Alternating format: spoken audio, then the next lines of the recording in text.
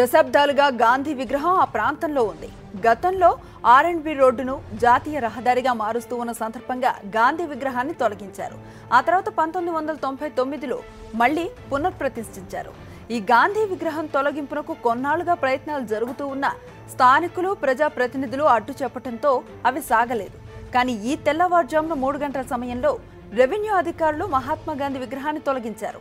అంతేకాదు ఆ విగ్రహాన్ని బుడమేరు కాల్వలో పడేశారు. విషయం తెలుసుకున్న స్థానికులు తీవ్ర స్థాయిలో మండిపడుతూ ఉన్నారు. కాల్వలో ఉన్న విగ్రహం ముక్కను తీసుకువచ్చారు. ఆ విగ్రహాన్ని తిరిగి పునఃప్రతిష్ఠ చేయాలని డిమాండ్ చేస్తూ ఉన్నారు.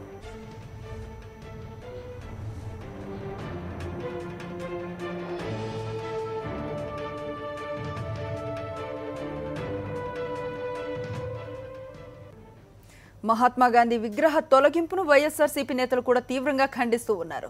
నల్ల బ్యాడ్జీలతో సంఘటనా స్థలానికి వెళ్లి నిరసనలు తెలిపారు. అధికారులు వచ్చిన సమాధానం చెప్పాలంటూ డిమాండ్ చేశారు. పోలీసులతో వాగ్వివాదానికి దిగారు.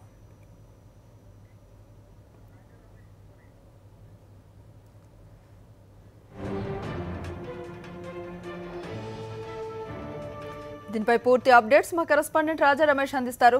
రాజా రమేష్, చెప్పండి, సంఘటన ఎప్పుడు జరిగింది? గాంధీ విగ్రహాన్ని ఎందుకు తొలగించారు? అనుశ్రీ, విజయవాడ సమీపంలో ఉన్న ఇబ్రహీంపట్నంలోని ప్రధానమైన కూడలిలో ఉన్న మహాత్మా గాంధీ విగ్రహం దాదాపు దశాబ్దాల తరబడి ఈ విగ్రహం ఇక్కడే ఉంది. స్థానికులందరూ కూడా ఈ సెంటర్ ని కూడా గాంధీ బొమ్మ సెంటర్ అనే పేరుతో పిలుస్తూ ఉంటారు. అటువంటి ప్రసిద్ధి చెందిన మహాత్మా గాంధీ విగ్రహాన్ని గత అర్ధరాత్రి రెవెన్యూ అధికారులు దగ్గరుండి మరీ ఆ విగ్రహాన్ని బద్దలు కొట్టించారు. సుమారు 3 గంటల సమయంలో ఈ విగ్రహాన్ని బద్దలు కొట్టించినట్టుగా స్థానికులు చెప్తున్నారు.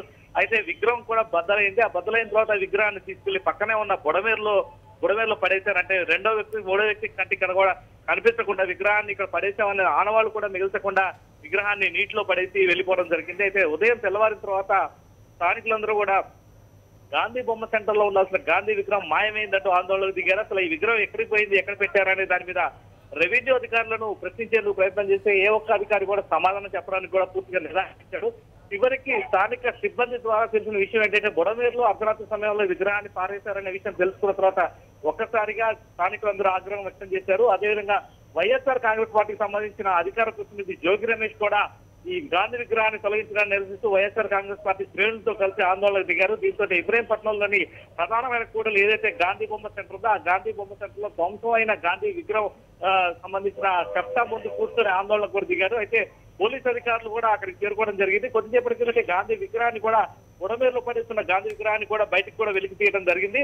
ఆ విగ్రహాన్ని తిరిగి ప్రతిష్ఠిస్తామంటూ గాంధీ బొమ్మ సెంటర్ తీసుకొచ్చిన నేపథ్యంలో ఒకసారిగా పోలీసులు కూడా దాన్ని అడ్డుకున్నారు. విగ్రహాన్ని తమ కస్టడీలో తీసుకుంటామంటూ ముందుగా విగ్రహాన్ని తీసుకొని పోలీస్ స్టేషన్ కి తరలించారు. ఆ తర్వాత అక్కడి నుంచి నేరుగా ఎంఆర్ఓ కార్యాలయానికి కూడా విగ్రహాన్ని తరలించారు. ప్రస్తుతం ఆందోళనకారులందరూ కూడా విగ్రహం పట్ల ఇంత అమర్యాదకరంగా చాలా దారుణంగా వ్యవహరించిన అధికారుల మీద చర్యలు తీసుకోవాలి, ఎవరైతే ఈ విగ్రహాన్ని ధ్వంసం చేయటమో అదేవిధంగా బుడమేరులో పడేశారో వాళ్ళ మీద చట్టపరమైన చర్యలు తీసుకుని వాళ్ళు శిక్షించాలని డిమాండ్ చేస్తూ ఇబ్రహీంపట్నంలోని ప్రధాన సెంటర్ లో ఆందోళన నిర్వహిస్తున్నారు. ప్రస్తుతం ఇక్కడికి ఇటు పోలీస్ అధికారులు, ఇటు రెవెన్యూ అధికారులు కూడా రావడం జరిగింది. ప్రస్తుతం ఇక్కడ ఆందోళనకారులతో కూడా వాళ్ళు చర్చలు జరుపుతున్నారు. విగ్రహాన్ని పగలగొట్టడం కానీ దాన్ని నీళ్ళలో పడేయడం కానీ చాలా పొరపాటు అనే విషయాన్ని అధికారులు కూడా అంగీకరిస్తున్నారు. అయితే ఇక్కడికి వచ్చిన రెవెన్యూ అధికారి మాత్రం ఈ విగ్రహాన్ని నీళ్ళలో పడేసింది ఎవరో తమకు తెలియదు, పూర్తిగా తమకు సంబంధించిన మనుషులు ఎవరో కూడా ఇటువంటి పని చేయలేదు అనే విషయం చెప్తున్నారు.